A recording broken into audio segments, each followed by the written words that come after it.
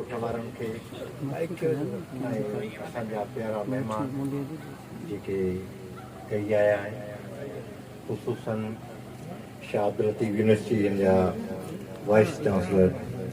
साईं professor doctor Khalil साईं ऐं डॉक्टर इल्ताफ़ महबूब जोखे साहब पाण डायरेक्टर आहिनि डॉक्टर नबी बख्श बलोच हेरिटेज इंस्टीट्यूट जमशोरो। दोस्तों, इंतहाई ख़ुशी जेका लफ़्ज़नि में नथी मापे सघे, जंहिंजे लफ़्ज़नि जे लाइ का बि माप न आहे, जो अॼु असांजे हिन टालपुर वॾा पर ख़ुसूसी तौर ते हीअ सतारी मंज़र ते दोस्तनि जो अचणु इहो ॻोठ लाइ ऐं मुंहिंजे लाइ बाइसे फ़ख़्रु आहे। ऐं वरी बि समूरनि दोस्तनि जो इंतहाई तहदिल शुक्रियो बजाणियां थो, जो हिन असांजे नंढड़े प्रोग्राम ते ही हेॾियूं वॾियूं शख़्सियतूं कई आयूं आहिनि जंहिंजो काथो नथो करे सघिजे। सिंधियत बि संगत मां सम्झां थो सिंध में हुनजो जेको माज़ीअ जी थोरो रिकॉर्ड आहे त उहो सिंध लेवल ते हुनजी जेका आहे उहा नुमाया हैसियत आई, छो त हुन पंहिंजे कारकर्दगी सां हिते वॾा नाले वारा शाइर पैदा कया ऐं अज़ीम शख़्सियतुनि जा ॾींहं मल्हाया ऐं उहो सिलसिलो ख़बर न आहे वक़्त जे हालतुनि में कुझु माठार जो शिकार ज़रूरु थियो, पर हिननि नौजवाननि वरी उन कम खे ॿीहर संभाले अॻिते वधाइण जी जेका जुस्तजू कई आहे, जेको तहरुक ॾिनो आहे, सो आउं सम्झां थो त इहा वरी सिंध लाइ हिकु नई ख़ुशख़बरी ज़रूरु आहे, छो त हिते उहे बेमुल इंसान आहिनि जिन हिन तारीख़ में पंहिंजा अहम कम सर अंजाम ॾिना आहिनि। सकाफ़त मां घणो टाइम न वठंदुसि, सिंध जी सकाफ़त ऐं शोर सां चवां थो त दुनिया जे सकाफ़तुनि जी रहबर उहो इन जे करे रहबर आहे त दुनिया जे हर कल्चर, दुनिया जी हर ॿोलीअ,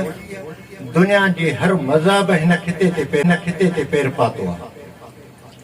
ऐं उन्हनि सभिनी मज़हबनि, सभिनी फ़िक्रनि, सभिनी सकाफ़तुनि,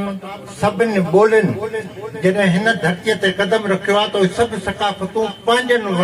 वारसनि ॾे मोकिले छॾियूं, उन्हनि सिंध धरतीअ जी सकाफ़त खे अपनायो आहे। ऐं ॿोलीअ जे हवाले सां दुनिया जे सभिनी ॿोलियुनि में हीअ वाहिद ॿोली आहे, वाहिद ॿोली शाहूकार आहे, जो दुनिया जे हर ॿोलीअ खे पाण में हज़म करण जी सलाहियत रखे थी। ऐं सकाफ़त जे लिहाज़ खां जेको मूं लफ़्ज़ चयो त असांजी सकाफ़त दुनिया जी जेका आहे उहा रहबरी करे थी, मां हिकिड़ा ॿ मिसाल ॾेई पोइ पंहिंजी जाइ वठंदुसि। मुमताज़ मिर्ज़ा पंहिंजे किताब में लिखियो त मॉस्को में इंटरनेशनल हिकिड़ो प्रोग्राम हुयो, फेस्टिवल, उते सॼी दुनिया जा बहितरीन आर्टिस्ट उन्हनि घुराया। उहो प्रोग्राम शुरू थियो, मुख़्तलिफ़ मुल्कनि जे मुख़्तलिफ़ आर्टिस्ट पंहिंजा परफॉर्मेंस शुरू कई। पोइ पछाड़ी इत्तेफ़ाक़ अहिड़ो थियो, पाकिस्तान जो पछाड़ीअ में नंबर आयो, उन में वरी पहिरियां जेको आहे पाकिस्तान में शौकत अली मरहूम खे पहिरियां स्टेज ते आंदो वियो, हुन महफ़िल कई। ऐं हैरान थी वियुसि त दुनिया जे आर्टिस्टनि एॾी महफ़िल कई आहे त शायदि अॼु असांजे सिंध जो चाहे अलाए छा हाल थींदो। चए त शौकत अलीअ बि इंतिहाई महफ़िल ज़बरदस्त कई, कि आउं सिंध मां मोहम्मद यूसुफ खे वठी वियुसि। मां मोहम्मद यूसुफ खे चयो त मां चयो अॼु त ही दुनिया जा जेके आर्टिस्ट आहिनि, अॼु त ही हिननि कमाल कयो आहे, अॼु असां छा कंदासीं। चई त मोहम्मद यूसुफ चयो टाइम घणो थियो आहे, त मां चयोमांसि राति जो 1:30 चयो। चई त असां वटि अहिड़ी शइ आहे जो दुनिया जे कंहिं तहदीब में कान्हे का। चई त मूंखे कोई न टाइम मिले जहिड़ी वक़्तु मोहम्मद यूसुफ वियो 1:30 जो टाइम हुयो हुन राणो शुरू कयो हुन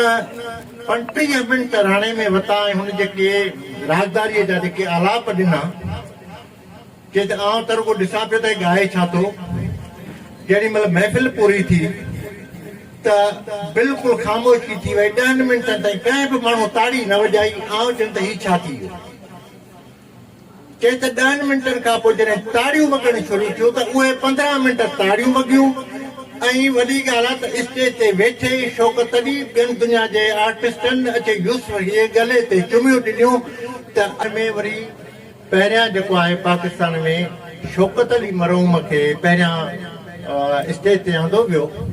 हुन महफ़िल कई ऐं हैरान थी वियुसि त दुनिया जे आर्टिस्टनि एॾी महफ़िल कई आहे त शायदि अॼु असांजे सिंध जो चाहे अलाए छा हाल थींदो चए त शौक़त अलीअ बि इंतिहाई महफ़िल ज़बरदस्त कई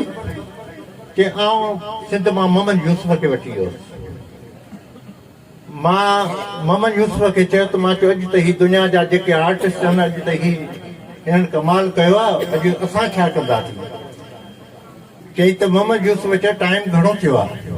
त मां चयोमांसि राति जो 1:30 चयो आहे चई त असां वटि अहिड़ी शइ आहे जो दुनिया जे कंहिं तहदीब में कान्हे का चई त मूंखे रुॻो हिन टाइम मिले जहिड़ी वक़्तु मोहम्मद यूसुफ वियो 1:30 जो टाइम हुयो हुन राणो शुरू कयो हुन 35 मिंट राणे में वता ऐं हुन जेके राजदारीअ जा जेके आलाप ॾिना चए त आउं त रुॻो ॾिसां पियो त ॻाए छा थो जेॾी महिल महफ़िल पूरी थी त बिल्कुलु ख़ामोशी थी वई 10 मिंटनि ताईं कंहिं बि माण्हू ताड़ी न वॼाई आउं चयुमि त हीउ छा थी वियो चए त 10 मिंटनि खां पोइ जॾहिं ताड़ियूं वॻणु शुरू थियूं त उहे 15 मिंट ताड़ियूं वॻियूं ऐं वॾी ॻाल्हि आहे त स्टेज ते वेठे शौक़त ॾी ॿियनि दुनिया जे आर्टिस्टनि अचे यूसुफ इहे गले ते चुमियूं ॾिनियूं त अॼु असां ॿुधो आहे त आवाज़ छा थींदो आहे गायकी छा थींदी आहे राग छा थींदो आहे उन खां पोइ ॿियो मिसाल असां सुरा फ़क़ीर सां शाम मल्हाईसूं उते हमीद आख़ुन सभई शाहिद आहिनि उते हुन हिकिड़ी ॻाल्हि कई त जर्मनीअ में हिकिड़ो फेस्टिवल थियो उते असां सुरा फ़क़ीर खे मोकिलियोसीं उते आउं बि हुयुसि जेॾी महिल सुरा फ़क़ीर महफ़िल पूरी कई त उन जर्मन ख़ातून हुई उन मूंखे चयो त वाट ही उठनि सुरा फ़क़ीर मूं चयोमांसि वाह यानी उन मतिलबु तव्हां सुरा फ़क़ीर खे छा कयो आहे मां चयोमांसि छो त माईअ चयो त he has open the door of paradise for us हिन असांजे लाइ त जन्नत जा दरवाज़ा खोले छॾिया आहिनि यानी दुनिया ते असांजी मौसीक़ी कल्चर जो हिते रहबरी आहे इहे असांजा मिसाल आहिनि थोरनि घणनि कोताहियुनि कमियुनि जे करे इहो को मसइलो कोन्हे असीं हिन क़ौम मां हिन क़ौम जे शऊर मां हिन क़ौम जे कल्चर मां उमेद आहियूं त हीअ क़ौम उहा आहे वरी बि क़ौमुनि जी रहबरी कंदी इंशा अल्लाह ताला तव्हां सभिनी महिरबाननि जा वरी बि इंतिहाई तह दिल शुक्रगुज़ार आहियूं जो अवां वक़्तु कढी हिन महफ़िल खे मां ॾिनो जी